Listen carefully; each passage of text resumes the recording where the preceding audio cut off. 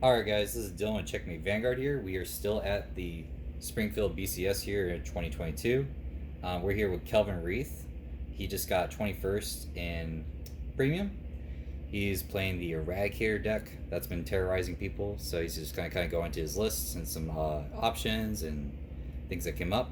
So here we go. Alright, so first things first is the boss card, Vowing Saber Reverse. So the highlight of this card is other than the first effect where I just rip a card from hand, field, and drop, is the fact that every time I bind something, I can give something 10,000 power, and if they choose to bind a copy of that from deck, it turns into 5k. People have learned recently to not do that. Just let me get the 10k, and the reason for that is the Stride Stunburst Dragon. Don't speak of if you start if they realize, like, if they start binding from deck and letting me get only 5k to minimize the power, that hurts them in the long run. When they start losing, like, they don't think of it in the aspect, cool, we're just deck thinning and getting more to triggers, but in reality, you're ripping more cards out they have to guard with. That is the process that people have been going through, is, oh, I'm just going to thin my deck out for triggers, not realizing, like, hey, if I survive your next turn, I'm ripping 5 or 6 cards out of your hand because you just didn't want me to get enough power. Or you think, oh, I'm going to hit a couple more triggers. This also has the effect of, if I have another Vowing Saber or Vowing on the board or in Soul, I can stand a rear guard, and if I'm at 4 damage, I stand all of my rear guards. Strong. And, yeah, it's scary, really. Before then, you had... And then this was the boss card originally, which was just Vowing Sword Dragon. But he doesn't restand the entire board. He doesn't restand the entire board, which is unfortunate.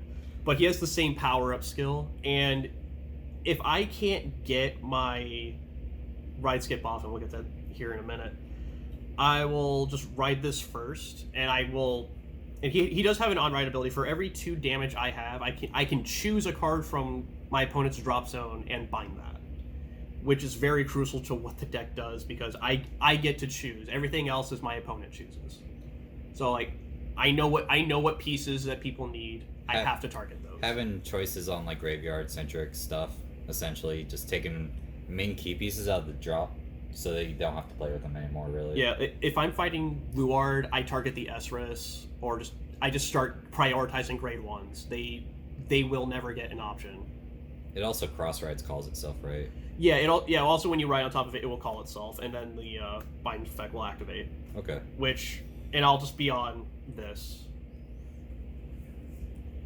The other grade 3, I only play 2 of it. Don't want to play more than 2. I do not want to play more than 2 of this. Is Dragonic Descendant, and he has the neat little effect of, when you ride on top of an Eradicator, he gets all of its effects as if it was place, including if you strode over it. Yeah, and it retains all those abilities if you stride over, like, for Stunburst, for example, because that's always exciting. The effect I never thought I would actually use today is the effect of Soul Blast 1 bind something in their front row, and then they're forced to move something in the back row up. It's only come up, I think, in about 3 of my games today, and that's when I got the ride skip off, because they tried rushing me. I never actively thought that the skill would be useful, but there's always, like, something important in the back that they need to keep there, and they don't realize, like, oh, they can rip away from Vanguard Center, which was always a hard issue for Narukami. Like, you just keep something there, we can't touch it. Yeah. But he helps us force that out of there. He also has an effect of, if you guard him, I can counterblast 1, discard a card, and he will restand. And if you're copying reverse and you do that, I can do his restand effect twice.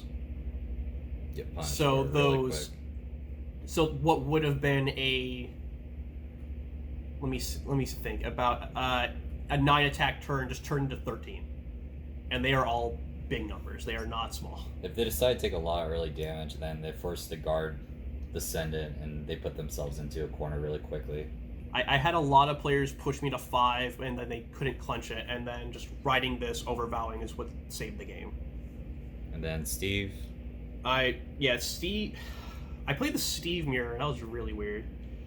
But this card, I never thought I'd play this. Dungaree. Oh, it's not Steve. Excuse me. It's not Steve, but this helped me against my Steve matchup actually. Seal Demon Dragon Dungaree. You never ride this. Your deck kind of shuts down if it does because you need names.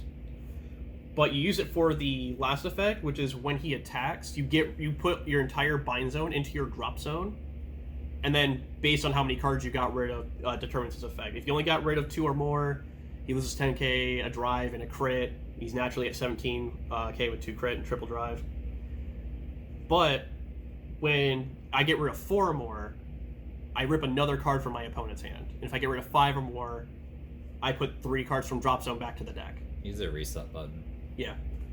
I never realized that he was rearguard until I actually decided to put this in the deck. I always thought it was Vanguard ability only. Fun. But this came up twice today, and shocker, it was for both mirrors. This deck also has a way of just being able to get me to 4. It's a little hard to do sometimes, just because I have to G-guard twice. And I have to use a certain heal trigger, and we'll get to that. Okay, so we'll just move the grade 2s here. Yep. Primarily in the main beaters, you'll be restanding with reverse, right? Yeah. Or if I'm trying to rush early. For the ride engine also. Yeah. So we play 4 Supreme Army Eradicators Zuiton. Whenever I bind something on the board, he gets 5k. Along with Gauntlet Buster, if you're playing that fun mess. He also has an effect of when after his battle, if your opponent doesn't have a front row, he can go to Soul and I can draw a card. This deck does have issues with Soul. If you cannot get the ride skip off because the starter is a Forerunner, you're missing out on 1 Soul, and that is very crucial to this. There's a lot of Soul Blasting. Stunburst does it, Exterminate does it, Reverse does it. And then I don't play the damage adders. After playtesting, I did not feel like it was worth it. Instead, I play Spark Rain Dragon. The main reason for this is during my Stunburst turns. After I'm getting all of those powers, and I'm giving them out, he naturally gets 1,000 power for each card in my opponent's bind zone. This is 1 less card I have to dedicate power to. And that is the main reason. I can also put a beater behind him and just feed that power and swing with this first, because the second effect is after he battles, for 1 counterblast, I bind him and the other card in the other front row of my opponent. And then I move whatever's behind them up. that skill sneaks up on people. It snuck up against my Eradicator matchup. It did it against my Pacifica matchup today. Pacifica. Yeah, it was weird. wild. We don't have to talk too much about that. Yeah, that was a weird game. But it's just another attack they don't see coming. Especially since I had a Demolition behind this, and I fed that, I think, 60k power, and they were very confused why I didn't swing with it. This was originally 22, but that Demolition was 68. They're like, why are you swinging with this? Why is it going to be over 80? Because I'm going to swing with that too. It's another damage on the board. And then what we got else here? And then our fun disruption option, which is always Unruly Dragon. No more Cohen Check. No more Cohen Shack. I used to play Cohen Shack with this, and that would take a spot of Zuiton at the time. But this is always disruption, and it's always a target, so they have to waste resources to get this. I will always see Revenger players or Luard players striding to Crow just to get rid of this, and this only. Most people think that thing's a generic counterblast, but it's always an Eradicator. That's kind of a key thing to know. Yeah, but most people see it as just a regular CB. Yeah, so what people don't realize, like, they see like one open counterblast, but they don't realize, like, oh, it's an Eradicator that I need to get rid of, that he needs to have. They just see an open CB and think, oh, I have to kill this first, even though they didn't realize, oh, he can't use it. So it's always a fun Comes a black hole. Yeah. Also, it's perfect number on Excel Circle. We got grade 1s. Grade 1s. Superior Red Engine card. Yep, Heeson. We don't want to play this, but we have to. We could just throw this with it. Yeah. Does make sense. So, the starter Strike Dagger Dragon. My Vanguard has to be Zuiton, and this has to be on the field, which is why we play 4 of it. And then these both go to Soul, and I Superior Ride Dragonic Descent. I don't play Heeson by choice. I play it because I need the consistency, just so he can activate. Just to give you a little bit more tempo. Yeah. Striding when your opponent is on grade 2 is just very brutal in this format. Demoralizing. Yeah. Another option, or another card we play is Nuzku. He's just a generic top 5 searcher, but I can grab any Eradicator, so I can always grab pieces. I think I only failed the Superior Ride once today, and that's actually because I didn't see him. Good card. It's a very good card. And then Demolition Dragon. Great card. This is a fantastic card. What are you talking about? A fantastic card. This card ruins it is preferably not a first ride target, but a lot of times I'll have both of these in hand, so I'll always okay, I'll just surge, boost with this. It's 16k. It's a lot of pressure. The amount of advantage that thing can get you through the entire course of a game. It is insane. The amount of cards, the amount of games where this card made me end with 14 cards in hand in a turn is just ridiculous. The effect I didn't think I'd be using as much as I did is the other half of this effect. So when he hits or boosts, or the attack he boosted hits, I draw a card. The other effect is I can choose something in my opponent's drop zone and bind it. And if he's on rear guard, he goes to Soul. If he's on Vanguard, I don't have to do that. Just another way of punishing decks that play out of the grave. It's also just early bind. So my G guards can actually do something later on. Yeah. Like, a lot of them don't do anything if I have to use them on their first stride, which is very unfortunate in this deck. Triggers. Yeah, triggers. You can keep this short besides your special trigger. So, this... Strike crits. Soul crits. Soul crit. Draw Fijis. Over trigger, of course, it's over trigger.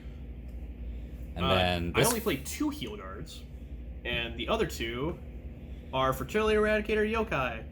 Or Yoki. What is this? Omnicharger? Yep. Well, it's one of them. I choose one of the resource heals. Yeah, it's a resource. It's just one of the resource heals, and it's an Eradicator, so I can use it with Unruly. Ooh. That actually came up in my first mirror match today. They did not realize this was an Eradicator, so they swung with Cho and was getting ready to swing with I think like a 49k Zuiton. They didn't realize this was my first damage, and the fact that it was an Eradicator, so I just intercepted with Unruly, counterblasted this, and just punished it. Punished someone with Unruly. I unfortunately lost that matchup. But something to know. He had to pull a crit. There's nothing I can do about it. But yeah, and this also helps me with the combo to get Dungaree off if I'm not fighting the mirror, because the way these heals work is when you use them to G-Guard, you bind it and another heal trigger, and you get either a counter charge or a soul charge. In this deck, it's going to be a counter Helps charge. out with soul. Yeah. But it's also 2 cards in my bind zone. Alright. Yeah. G-Zone. G-Zone. The best card. The best card in the deck. Shocker. Stunverse Dragon. Shocker. This card would not be played if it did not de-ride. Or de-stride, I guess is the case that would be. So for 1 Soul Blast, you will unflip anything else. Get rid of this. And force your opponent to bind 4 cards from their field and their drop zone. Just plus. I wish I could choose. But, and then for every 4 cards in their bind zone, I draw 1 card and they're forced to bind another card from hand. So using that with either Saber, it's lethal. Sword, or if you rode on either of these with Descendant, because Descendant keeps these skills even after you de-stride, you're getting massive amounts of power. Extremely good. Yeah. Massive amounts of power. It's very hard to guard. And if I'm on Vowing Saber, I rip another card from their hand, another card from field if they had 5 or more, and another card from drop. It's just Extremely a lot. good. It's a lot of advantage. It's just crippling. Alright. Next up. This card didn't come up as much, but that's mainly because I don't have main phase removal. Every deck I played was able to keep a front row was Exterminate Dragon. If I was playing Steve, this would come up a lot more. But the way it works is when you stride it, You Soul Blast 1, you draw a card for each of your opponent's empty front row circles. And then the last effect is for 1 counter blast, and it's an act, your front row gets 10k for each of your opponent's empty front row as well. And plus 20. Yeah, it's at least plus 20. If it's 10, I usually don't want to go into this. Like it's 1 card, but I could also just get that at Stunverse, and this creeps over time. All right, next up, some just other cards, I guess. Yeah, it's pretty much some other cards. I play 2 Dragonic Vanquisher Voltage. I've never had to stride in this willingly. I think I've only ever done it once the entire time I've been playing this deck. And it's just for the generic on-hit ability where you flip another copy of itself. It gets the effect of when it hits a Vanguard, they're forced to retire a card on rearguard, and then I get to choose 2 cards from bind zone, or from drop zone and bind them. I've never had to use this. It's just flip fodder. Yeah, I'll just keep it that. Yeah, it's just flip fodder. But it's flip fodder for him. VMAX. Dragonic Vanquisher VMAX. Because his last effect, which is continuous, is when he chooses to attack, he chooses rearguard circles as well for each face-up Vanquisher I have face-up in the G zone. So I'm either attacking 2 or 3 things with this card. And then he has a GB3 effect for Thunderstrike of 5. We're getting there. After his battle, if your opponent has no rear guards, you can counterblast 2 and just deal them a damage. Doesn't depend on damage, right? It is not damage reliant. I can hit them for 5, or when they're at 5, Kill and them they at just 6. and they just die at 6, unless they miracle heal like someone tried doing today, and that was really irritating. All right. Again, the Pacifica player. And we play the Progenitor Dragon. We do not play the Zerath Dragon. The Zerath Dragon has never come up. This, with Demolition as a booster, is possibly the funniest thing I've ever done in this game. Draw 6 cards at one time? Practically. His effect is CB2, Soul Blast 1, and he gets to attack my opponent's entire board. And for each hit, I countercharge. Which means if I'm swinging at a field of 6 and I'm boosting with Demolition Dragon, every one of those hits is another card in my hand. Plus 10. Yep, basically. And I countercharge for each hit too. I countercharge for each hit too, so it's always fun. And then No, it pays for itself. G-Guardians. Yep, G-Guard. So Brahma I play at 1. I do prefer the newer G-Guard, but I play this because I play Dungaree. And the reason for that is when he's placed on Guardian Circle, I bind 2 cards from Drop Zone with different grades, he gets 10k. So if I use the Resource Heal, and then I go into him, I'll have 4 cards in my bind zone. Dungaree does not become a dead card. It actually serves a use, I make it a beater, and this helps with that. Gotcha. Then we have the new G-Guard, which just has always become a 35k shield. When it's placed, your opponent can bind 2 cards from field or from their front row. If they don't, I get 10k. If they don't bind any, I get another 10k. 35. Yeah, so it's always a 35k shield. I've never had anyone ever bind anything with this card. Gotcha. It's always become big. What else? And then we play 2 Bulwark Dragon, and this has helped me numerous times against end of battle decks. Or, for example, Steam Maidens. Where all their effects are, at the end of the battle, they bind themselves and they call something with a higher grade. Because Bulwark activates when he's retired from Guardian Circle, he gets priority. This is a fun interaction. Yeah, it's always a fun interaction. He gets priority over all of them. And for every 4 cards in my opponent's bind zone, I choose something in the front row, and it gets retired. This stops Steam Maidens. Your opponent thinks they have priority, but they really don't, because guarding shit has to happen first. Yeah. Guards always retire before end of battle abilities because he gets retired from Guardian Circle. This activates. It's also weird because it works against DP because they retire Guardians. That's always fun. This came up a lot today. MP Dragon. This helps a lot because I don't have a board when I go into Descendant usually. If I'm superior riding, because I have to lose my starter and I have to lose another grade 1. So I don't have a board, they do. It's one of the unflipped G guards in this game, and its effect is when you unflip it, or when you place it, you flip anything in the G zone, your opponent has to choose a rear guard, retire, and bind it. If they have 2 more rear guards than you, they have to retire another one. So it's, in a lot of cases today, it's always just get rid of 2. Just if they didn't have enough to deal with, they had to deal with Unruly, and then they have to deal with this, and it's too much. Yeah, they have to hope I don't have a heal. They have to hope I don't have Eradicators and damage. There's a lot they have to pay attention to, and it's not fun. This deck is scary. It gets big for no reason. It has removal options that are just insane. Something I keep forgetting to mention is that Spark Rain comes up a lot more because he's not targeting. He's non-targeting removal. Doesn't choose his units, so you have stuff that gives protection. It just chooses. Yeah, it just chooses. So it not even circle. It's just like, hey, whatever's in their front row, just bind it. I don't choose it. So it's come up a lot more than I thought it would. And then you said you played mirrors. How did those pan out? Okay, so I played 2 mirrors. The first one, we both kind of realized I was going to win, but I was at 4. He was swinging with Descendant. I can't guard that because he's going to restand. He had 1 open CB. I knew it was going to happen, so I had to no guard it and just hope he did not pull a crit. He did. That's how I lost. But if he did not, I was able to survive the turn.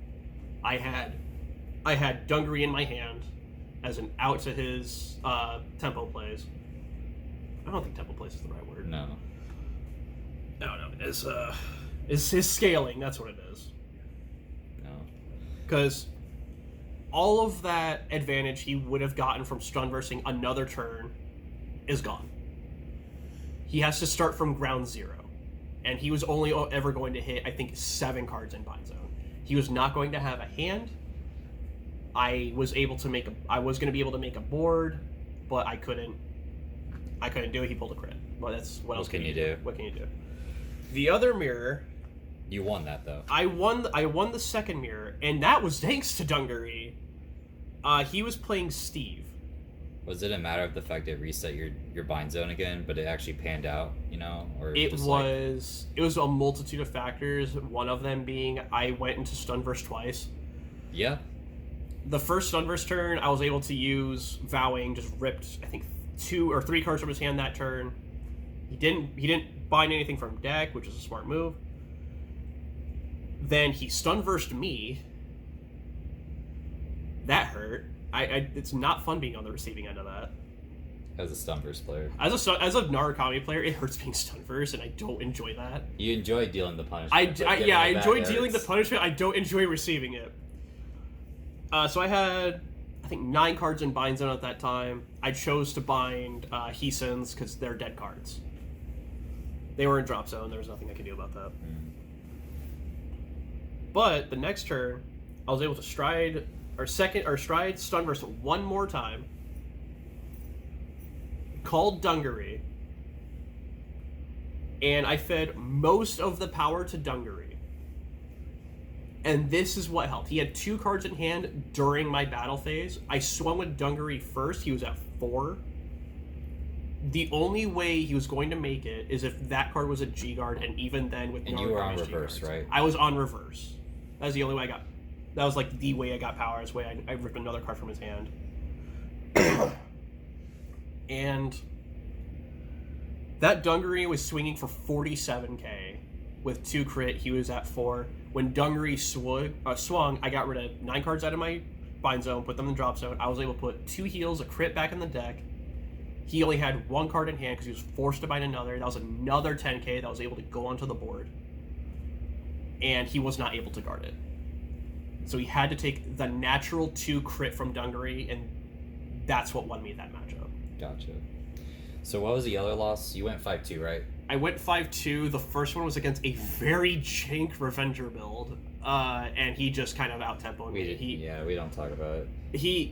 I got my ride skip off. I have not gone first today. I'm just going to mention that now. You lost most of your rolls? I lost every roll. Oh. I went second every game today.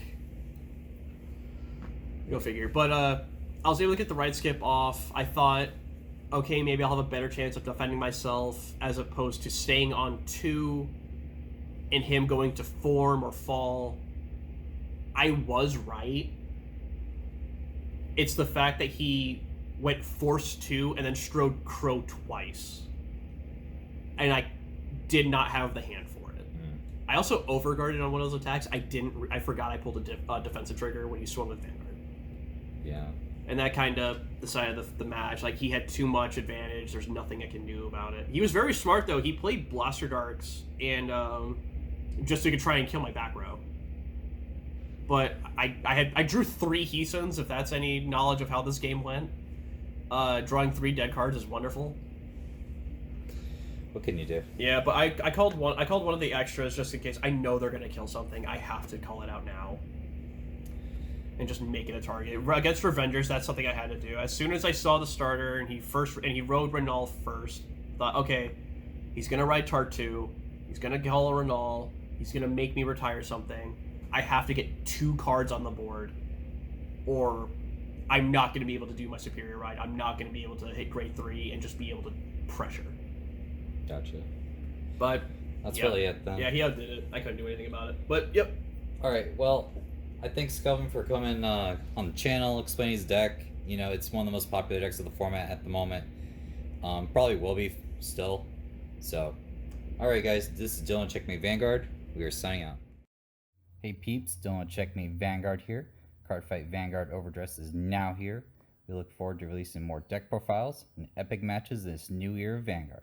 Thanks to Rivals Gaming for the support, as well as our entire locals community.